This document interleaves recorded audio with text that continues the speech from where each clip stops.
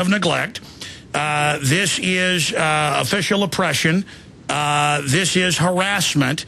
This is a violation of your medical privacy. This is a false report that you refuse to show an ID. She may even beat the rap, but she won't beat the ride. You need to file suit on that doctor to teach her a lesson. You need to go to the local media. If local media wants to talk to you, or if you want this story to get out there further, because I'm not trying to scare you, obviously, but these people are piranhas, Rachel. The best defense is a good offense. You need to go after them.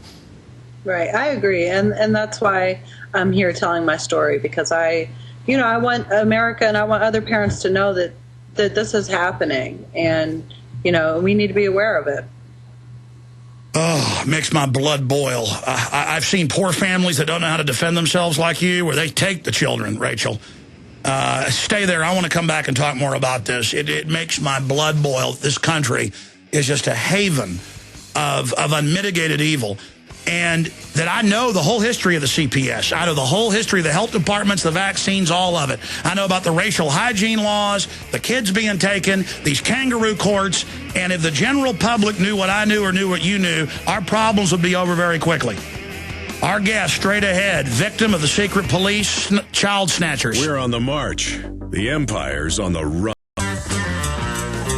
All right, going back to Rachel Garmon for another 10 minutes or so, then to your calls and other news I haven't covered. Rachel, I'm ranting here because you see a fraud, you see a hoax, you see the media lying and saying it's the law, you see California injecting children now without parental consent. I'm going to play a news clip of that in a moment.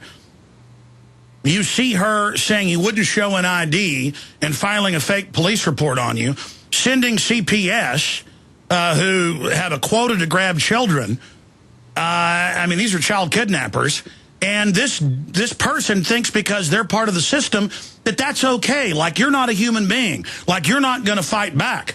We've got to start recognizing, because you're so polite, you're so nice, and you're saying, oh, the state police lady was real nice on the phone. Let's black her name out to be nice to her. And I don't understand why this doctor's like this. I was real nice to her.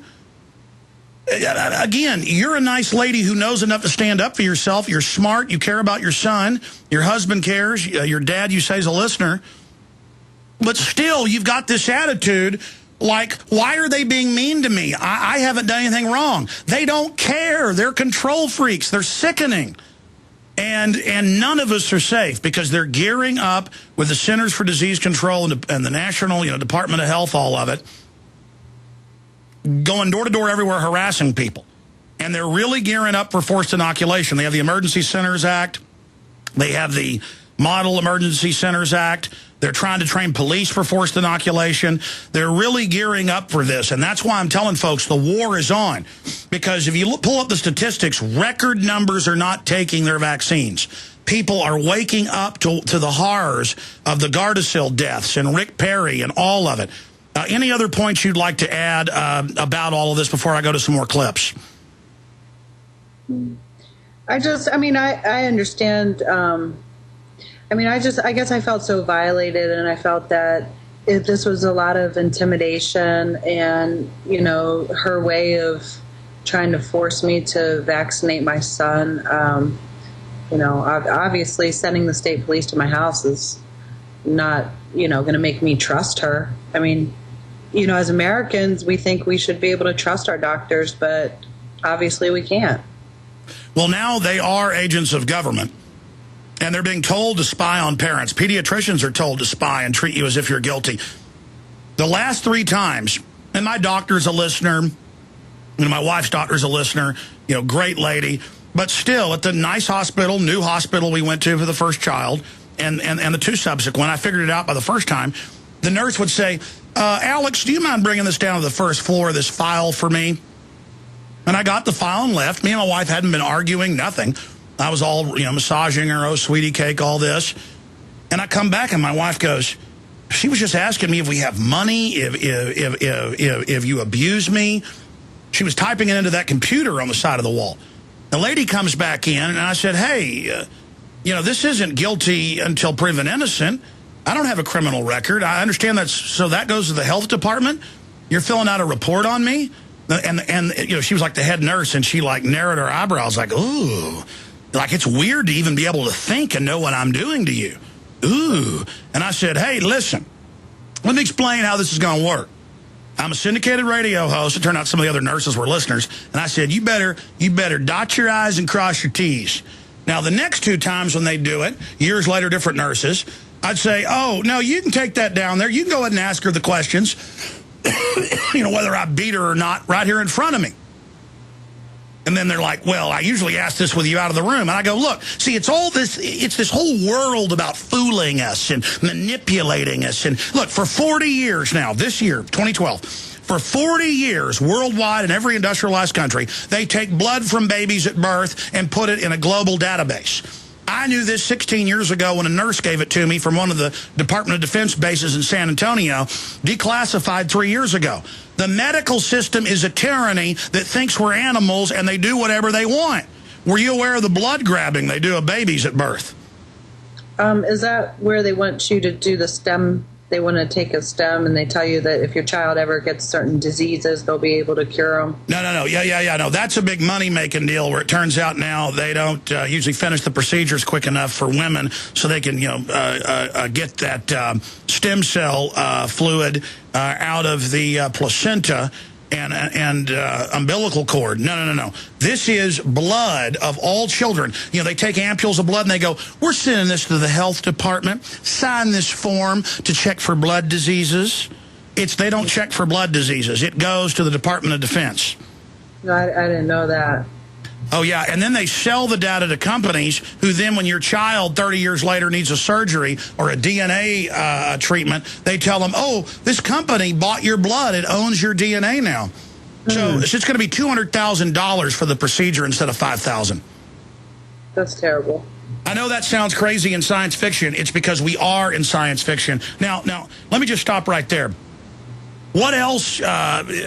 I mean, did you bring up why are the CPS here? Are you coming back? Or, did they say they're coming back? Did they say we want to meet with you? Have you learned the name of the child-grabbing ghoul they sent with the police?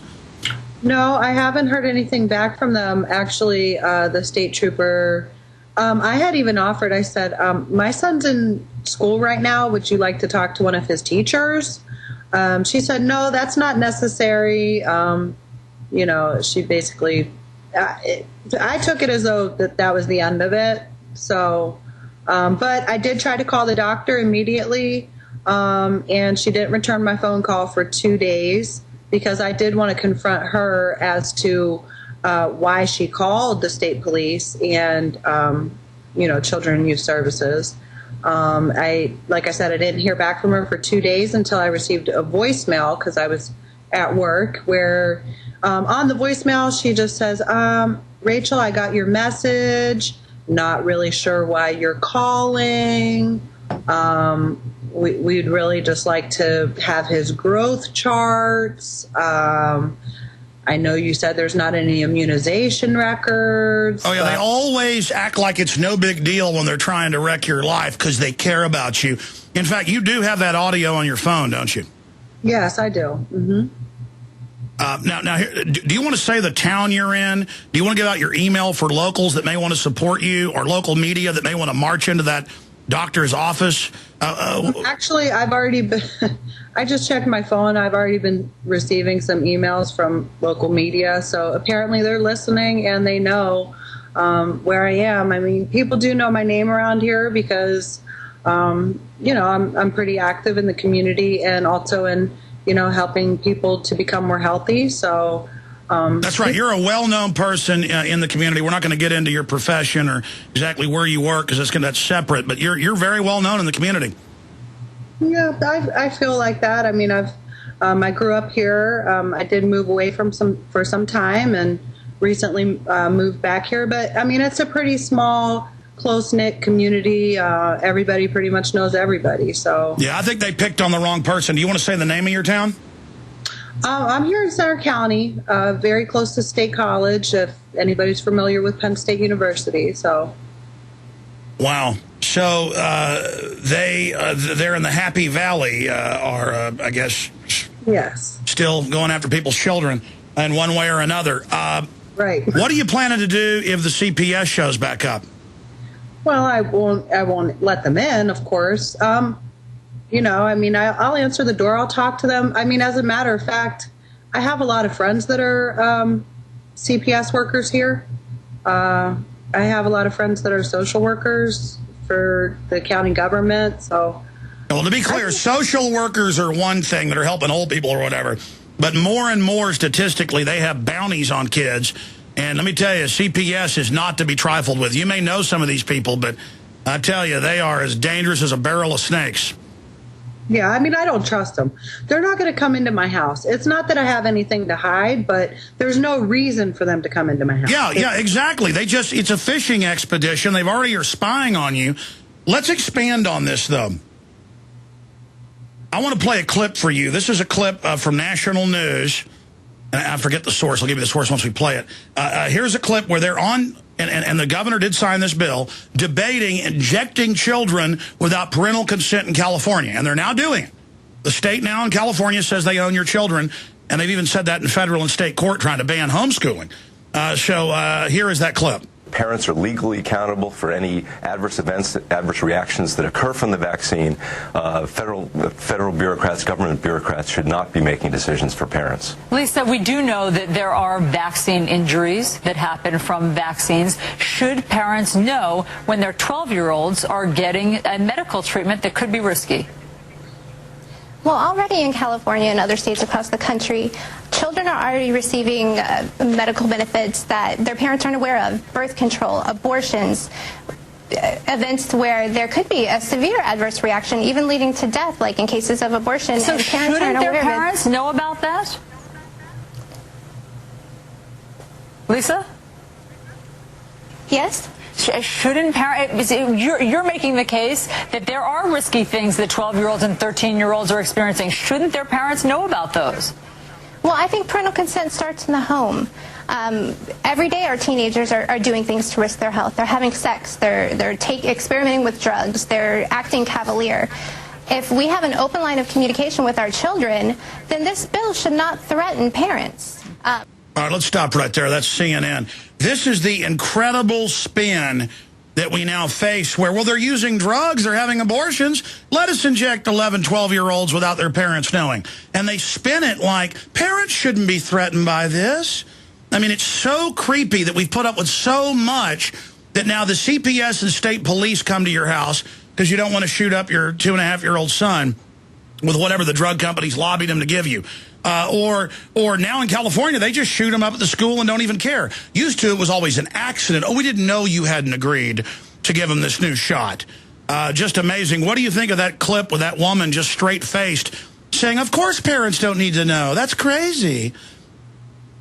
I think that's ridiculous. I mean, you know, you're not old enough to vote until you're 18. You're not old enough to buy a pack of cigarettes. I mean, so why is it that you're old enough to decide that you want a vaccine or an abortion or any other of these crazy things that they're giving to kids? I don't understand that. Well, look, if we don't start standing up to these people and realize how we've been wronged, more and more doctors are going to be used like they were in Nazi Germany to oppress people. And, well, the doctor said, I mean, if you look at sterilizations, did you know social workers were set up for the family courts to carry out forced sterilizations outside of a regular court for U.S. citizens? Are you aware of the eugenics laws that 35-plus states had in the U.S.?